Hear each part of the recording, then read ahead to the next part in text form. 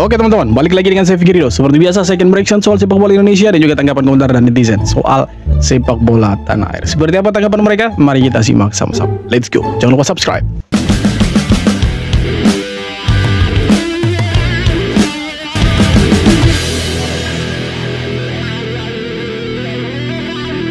Besok Cina nggak ada harapan menang lawan timnas kita. Orang China-nya aja yakin mereka bakal kalah. Katanya skuad Garuda kita tuh solid banget, penuh pemain naturalisasi dari Eropa dan punya taktik yang agresif, jauh dari gaya main pasif ala Asia Tenggara lainnya. Tapi ya menurut gue pribadi, kita jangan langsung besar kepala juga. Emang betul. performa timnas kita sekarang lagi kuat, plus pelatih Eropa yang ngerti arah main modern. Tapi kalau sampai lengah ngeremehin lawan atau terlalu percaya diri, bisa jadi bumerang juga. Buat nonton lanjutan kualifikasi Piala Dunia Indonesia versus Cina bisa lewat link di bio gua. Cina itu bukan tim ecek-ecek juga, mereka pasti main habis-habisan karena ini laga hidup mati buat mereka. Jadi wajar aja kalau media mereka sedikit lebay dalam menekan tekanan ke tim sendiri. Jadi lawan Cina besok harus gaspol dari menit awal, gak boleh kasih celah dan jaga fokus sampai peluit akhir. Ingat, kita gak boleh sampai kepleset gara-gara overconfidence.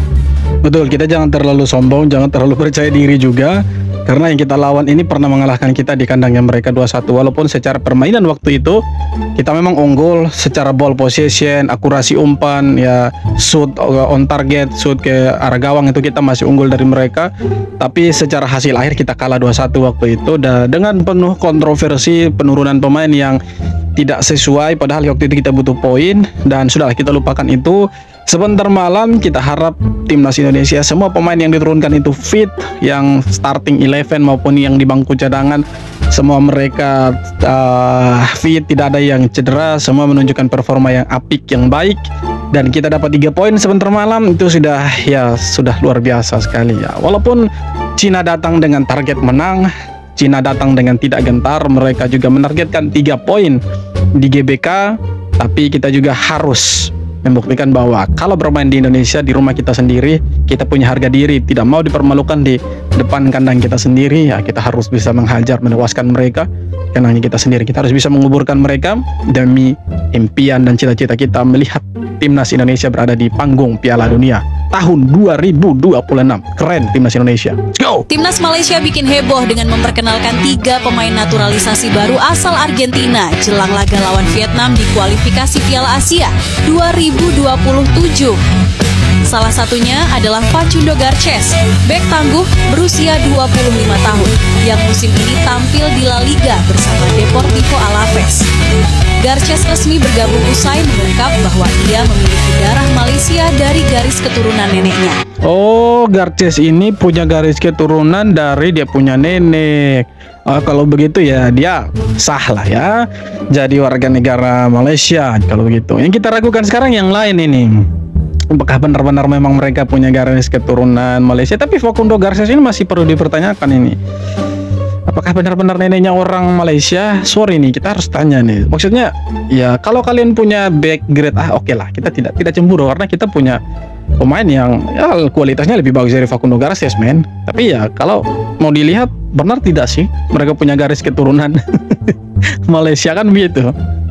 Dan ia merasa disambut hangat sejak pertama tiba. Saya siap memberikan seluruhnya untuk Malaysia, ucap Garces. 2 nama lain yang segera menyusul adalah Rodrigo Holgado yang bermain di Liga Utama Kolombia bersama Sidi Aminah Bekali dan Imanol Machuca. Emmanuel Macunha. Jadi 2 tambahan baru pemain dari Amerika juga, Amerika Latin. Ini hancur ini Vietnam kalau seperti ini bahaya Vietnam. Bisa diayamkan sama Malaysia mereka, ini bahaya kalau Vietnam. Pelatih Timnas Indonesia U23 Gerald van den Burg menyambut positif hasil undian kualifikasi Piala Asia U23 2026 yang tergabung dengan Korea Selatan. Indonesia tergabung di grup J bersama Korea Selatan, Laos, dan Makau pada 1-9 September mendatang. Indonesia akan menjadi tuan rumah di babak kualifikasi. Saya rasa bermain di kandang sendiri selalu menjadi hal bagus.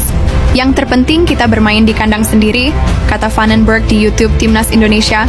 Tim Korea yang sangat bagus, sedangkan tim lainnya belum terlalu kami kenal. Tapi menurut saya ini hasil undian yang bagus, tambah Van den Burg. Dalam sebuah turnamen ada tim yang sangat bagus dan tim yang tidak terlalu kuat, tapi itu bukan masalah. Korea adalah salah satu tim yang kuat, kami tahu itu. Kalau ingin menjadi juara, Kita harus mengalahkan tim-tim kuat. Saya sangat antusias menghadapi mereka karena mereka tim kuat, tutur Vandenberg. Kita punya catatan histori yang cukup bagus di saat kita ketemu dengan Korea Selatan U23. Kan mungkin kalian masih ingat waktu Piala Asia U23 edisi sebelumnya kita kasih kalah mereka di adu penalti. Walaupun waktu itu kita sempat unggul tapi disamakan lagi sama Korea Selatan, dan sebenarnya secara permainan kita tidak buruk-buruk amat karena kita bisa cetak 2 gol ke gawangnya Korea Selatan, itu luar biasa sekali. Kalau kita tahu kan mereka ini salah satu ya raksasa di Asia lah, bukan Asia Tenggara, sorry.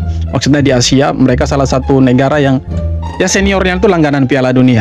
Jadi kalau kita lihat memang catatannya sejarahnya kita tidak begitu buruk. Apalagi kita satu grup dengan Korea Selatan, dengan Laos. Saya sih yakin U23 kita pasti akan lolos ke Piala Asia berikutnya. Jadi ya kita lihat saja nanti seperti apa gebrakan dari Gerald Vandenberg. Dia membuat meracik tim U23, apakah semanjur STY waktu masih memegang U23 atau sebaliknya. Tapi kalau kita lihat Vandenberg punya ya prestasi yang luar biasa waktu dia masih jadi pemain, pelatih juga sebagai asisten. Tapi nanti kita lihat seperti apa racikannya dia untuk U23. Kita harap U23 kita bisa bersinar karena berat ini Gerald Vandenberg. Kenapa berat? Karena di edisi sebelumnya kan Indonesia sampai semifinal. Setidaknya di Gerald Vandenberg harapan itu Indonesia lebih bagus dan kalau bisa sampai final. Tapi kalau kita misalkan gugur katakanlah di 16 besar ke quarter final atau di semifinal, itulah perjalanannya kita. Nanti kita saksikan saja, kita nantikan saja seperti apa perjalanannya Vandenberg dengan timnas U23 kita nanti lawan Korea Selatan. Tapi yang paling penting itu U23 kita mau lawan Malaysia, itu yang paling penting. Ini yang paling keren nanti di AFF itu. Ketika Pak Erik ngatain tim tetangga, lumrah gitu. Tetapi yang kita harus banggakan kan pemain naturalisasi Indonesia berdarah Indonesia. Yes, betul. Beda dengan negara-negara lain yang selalu misalnya mendiskreditkan tim Indonesia, mereka melakukan naturalisasi nggak ada darahnya mereka. Siapa itu Pak yang naturalisasi pemain tapi tidak ada darah negara mereka? Itu siapa Pak? Tetangga yang mana ini Pak? Tetangga yang baju kuning atau baju biru atau baju merah ini Pak? Nah, nggak ada negaranya mereka. Iya. Jelas ada darah kita. Yes, betul. Bangga. Jadi kalau tim nasional lain, negara lain mengenai Indonesia biarkan aja. Mestinya mereka yang lebih malu. Kenapa? Mereka menyala pakai tua umumku. Ini yang kita butuhkan ini ya, Pak Erick Thohir seperti ini yang kita butuhkan ini. Pemain-pemain yang tidak ada darah mereka. Kalau kita ada darah kita gitu, ya kan? Jadi beda saudara-saudara antara negara tetangga yang selalu mengklaim tapi bukti hasilnya tidak ada dengan kita yang mendatangkan pemain memang punya garis keturunan, bukan garis keturunan, sebagian darahnya itu Indonesia gitu. Jadi kalau ada yang keluar-keluar di sebelah, keluar-keluar dari negara tetangga kita, biarkan saja karena memang tuh tujuannya mereka, memang mereka harus keluar-keluar itu. Harimau Melaya dominasi Cape Verde. Kalau mereka yang main hari itu, yo, dominasi Cape Verde, betul. Jangan cakap Manchester United, Asian All Stars pun kena bantai bro. Apa benda ni weh? Sejujurnya permainan semalam gila sedap doh. Lebih-lebih lagi bila kita layan depan mata kat Stadium Kuala Lumpur. Selain daripada 10 minit pertama yang kita belum panas enjin, nah Harimau Melaya yang pegang game bro. Yang paling menyelah, kita dah nampak sistem permainan Peter Klemovsky. Itu yang penting kerana bila dah ada filosofi permainan yang difahami dan konsisten, kau masukkan siapa pun confirm jalan. Apatah lagi kita masih ada senjata yang tak digunakan semalam. Ubay defender muda kita sepanjang game semalam solid. Debut Gabriel Palmeiro sangat meyakinkan. Physical, direct, link up okey dan berani take on defender lawan. Yang Palmeiro main semalam tu bukan ke posisi natural dia kat sebelah kiri. Lepas ni lagi padu lah guys. Arif Aiman seperti biasa kelas dan sering kacau defense Cape Verde. Abang suka tengok Mickey main tu, sangat lincah dan berani sampai defender size gergasi pun takut dengan dia. Separuh masa kedua kita main hampir perfect, cuma tak ada rezeki dapat gol kemenangan. Pertukaran pemain oleh Peter Klemovsky memang game changer lah. Hobin Ong menaikkan permainan ke belah kiri kita. Quentin Cheng dan Wilkin tak habis-habis serang defense Cape Verde. Dan seperti biasa apabila pola Josue dalam kotak penalti memang sangat bahaya lah. Sampai-sampai game kedua kalian kalah 3-0 tuh. Ya, bagaimana Bang Jom United? Kalah kan 3-0 kan? Laga belum dimulai, tapi pemain Cina ini sudah ngeremehin skuad Garuda. Ya, belum lama ini Yang Mingyang, pemain naturalisasi Cina, sudah memulai sayap Cina juga naturalisasi pemain rupanya. Oh, yes. Oke lah. pada timnas Indonesia. Dia menyatakan kalau dia tidak gentar melawan skuad Garuda. Walaupun banyak diisi pemain naturalisasi, tapi timnas Indonesia dikatakan kurang kompak karena jarang bertanding bersama di tingkat internasional. Belum lagi masalah cuaca di Indonesia yang jauh lebih panas pasti membuat mereka kerepotan. Lebih lanjut lagi, dia juga menjelaskan keunggulannya dibanding dengan gelandang timnas Indonesia. Dia percaya kalau dia lebih cepat dan lebih tanpa ampun saat menekan. Ya, memang selalu ada-ada saja kelakuan tim juru kunci supaya bisa naik ke peringkat atasnya. Oke, semoga sebentar malam kalian bisa melihat permainannya Indonesia, bisa mengalahkan kalian.